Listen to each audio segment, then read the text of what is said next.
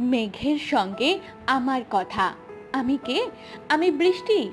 মেঘের সঙ্গে আমার বন্ধুত্বের অপরূপ সৃষ্টি। মেঘের খোলা চুল দেখতে লাগে ভেরি বিউটিফুল।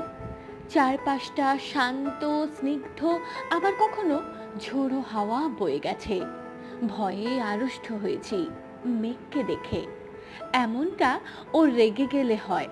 কোনো দোষ ছাড়াই ক্ষমাও চেয়েছি, শুধুমাত্র শান্ত করার জন্য। বৃষ্টি হয়ে রোমান্টিকতার আবেশে জড়িয়েছিলাম মেঘকে। মেঘের ফ্যালফ্যাল দৃষ্টি সে কোনো কিছুতেই মানবে না।